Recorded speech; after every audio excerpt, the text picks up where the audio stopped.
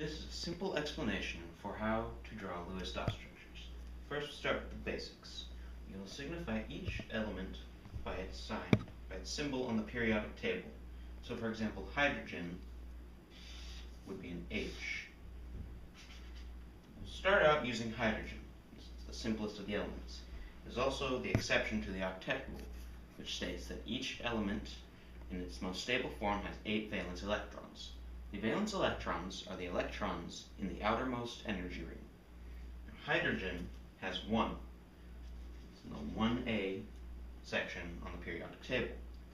Now, to bond with something, you will have to find another valence electron to share with another atom.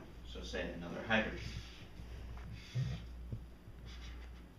It would take its valence electron and put it right here, forming the bond that makes it complete. We would signify this by taking the 2 hydrogens and drawing a horizontal line in the middle. And there is the hydrogen gas. Next, we'll do chlorine gas. Chlorine is Cl. Chlorine gas is Cl2. So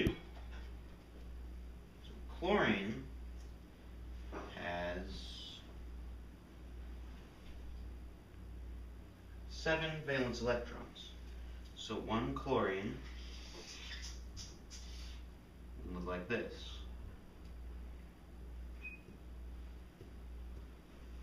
With 7 valence electrons. So to draw chlorine gas, we need 2 chlorines,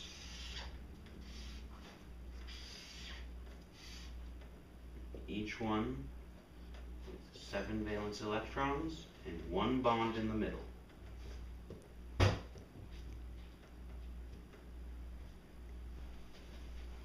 Lewis dot structures can also be drawn for molecules, like carbon dioxide, which is CO2. Carbon dioxide is 1 carbon atom and 2 oxygen atoms per molecule. So with that, you would have 1 carbon in the middle and 1 oxygen on either side.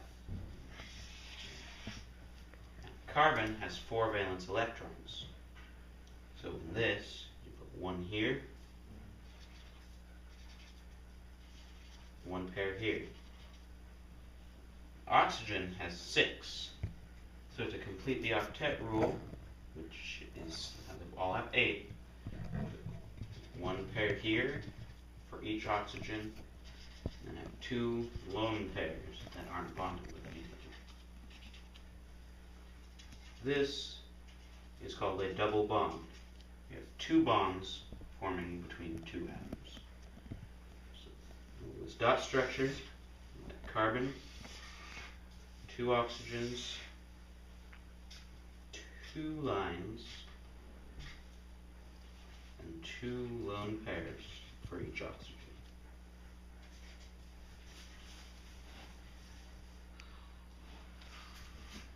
Next we'll do ammonium. Ammonium ion, which is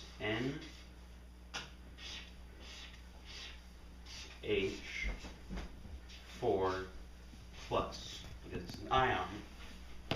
So, you'll have nitrogen, which has 5 valence electrons, hydrogen, and 4 of them, so it's 4 valence electrons, with a +1 charge with 8 valence electrons. So this dot structure for this would be 1 nitrogen in the middle, 1 hydrogen on each side.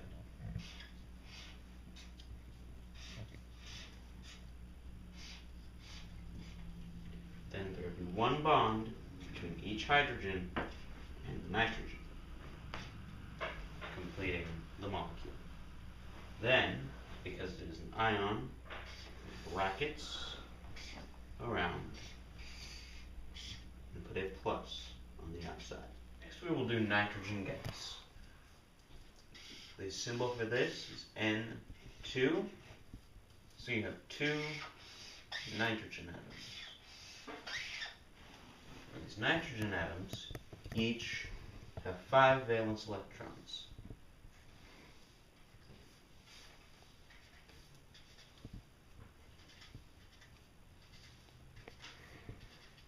So, when they bond, there's not enough to have one bond or 2 bonds. You have to have 3. So to do that, take nitrogen, the other nitrogen, and 3 horizontal lines, and 2 lone pairs on each side, which adds up to 10. 6 in the middle, 2 for each line, and 4 on the outsides. Next, we'll do sulfur dioxide. Sulfur dioxide is SO2. This means there's 1 sulfur in the middle and oxygen on the outsides. Sulfur and oxygen both have 6 valence electrons.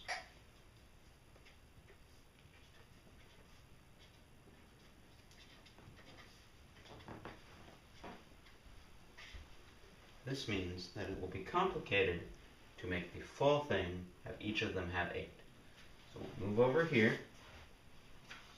What we'll do is we'll have sulfur in the middle, 1 oxygen on the other side. Because we can only have 18, we will now work to have 8 around each one. So we have to do a double bond on one of the oxygens and a single bond on the other. Then we'll put 2 above sulfur to complete this oxygen. We'll put 2 pairs and 3 pairs on this oxygen. There, creating there's 6, 8, 10, 14, 16, 18, completing sulfur dioxide. For our last example, we will do carbon. Ion, CO3, 2 minus. So we have 1 carbon, which has 4 valence electrons. We have 3 oxygens, which each have 6 valence electrons, which is 18. So 18, that would give you 22. However, with the 2 minus charge, you have to add 2 electrons.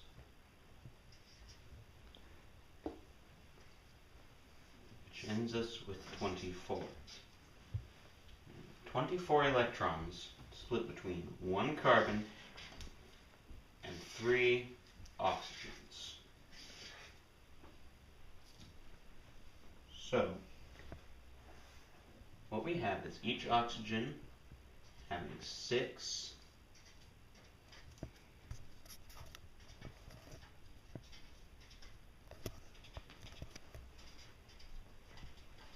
and the carbon having 4. What we'll need to do is with the carbon and 3 oxygens, we'll put a double bond between 1 oxygen, 2 pairs, and a single bond with the other 2 oxygens, giving each of them 3 pairs.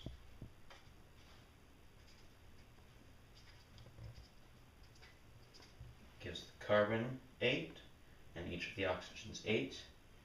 Then you take brackets and put a 2 minus.